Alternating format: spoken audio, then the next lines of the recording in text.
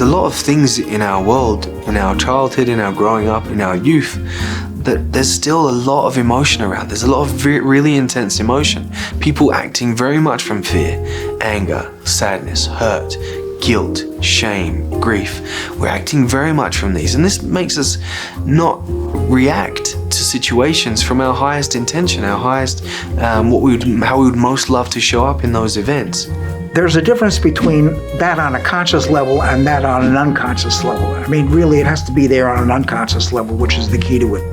And again, here, that would be more of a right brain function than a left. So those devices which are used to increase the positive sense of self usually are time limited.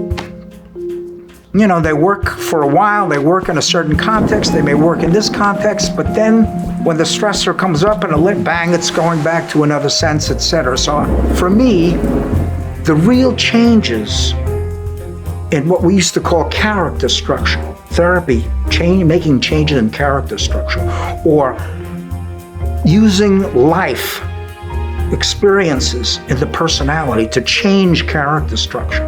Because we would hope that the character, literally, is becoming more complex over time. That's in the right brain. That has to be done through the emotional experiences, up close and personal, etc. Because the brain is always open to growth, and we can identify now the fundamental principle that integration is the health that brings forth security, you can then work on yourself at any age to develop integration in your brain if non-secure attachments were your history. And if you think about the theory, it should be related to personality disorders, because that's about who you are inside of yourself. And it should be related to anxiety, because attachment is basically a system designed to regulate fear and anxiety and emotion. And it should be related to social relationships. And those are the three things that it's most powerfully related to. If you don't have the capacity to regulate yourself, which comes from secure attachment, you can't integrate very painful things because it's overwhelming. The more overwhelming it is, the more you avoid it, and the less you can realize it. And so these dissociative barriers begin to be maintained over time because you can't tolerate going there. You don't have the skills. You don't have the capacity to realize and integrate. If we take a window of tolerance, it's a term coined by Dan Siegel, it's kind of an arousal zone. And if our arousal is within this window where we're not hyper-aroused and we're not like so hypo-aroused, that we can't really integrate what's happening inside us and what is happening in our environment. Those two states of hyperarousal and hypoarousal I consider dissociative because we cannot process information. We can't integrate what's happening.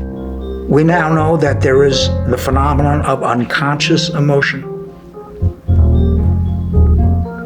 In other words, a person can be feeling a state of terror without any conscious awareness. And although they're not feeling it because they're dissociated from the body, if you took cortisol levels, they're going through the roof. The body's always revealing what I call a somatic narrative, which may correspond with a verbal narrative, but it also can be really different. Like people might report their trauma and be smiling like this. They might say, yeah, I was raped a few years ago, but it doesn't, the body's not reflecting the depth of the pain of that. They have this inner organization that's very disorganized and compartmentalized, but they're able to function in the world. Now, underneath that, they're in a lot of pain. I think that's what many people have trouble understanding, is that you can look really good out there in the world, but be in a huge amount of pain inside. And those people who are highly functional often have a harder time because they expect themselves to function, so they don't allow themselves to have any feelings or deal with what's painful inside, and other people expect them to be at the top of their game all the time. So they never have a time where they feel like they can just really deal with what's going on inside because they're highly functional. In borderline personality disorder, it's essentially a disorder of affect dysregulation. It's also one in which there's fear, terror, but also regression dysregulation. You'll see very low thresholds for irritability and also at times swinging down into real levels of abandonment and depression and very low arousal states. You're getting this vacillation. So let's talk about what it's like to have BPD. I'm kind of lucky and unlucky in that way because I find that I have some of those traits in myself.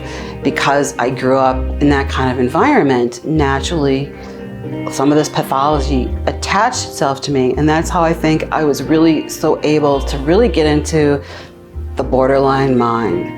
Imagine for a moment that everything bad about yourself was always on your mind, and there's something called splitting where you either think everything is all good or everything is all bad.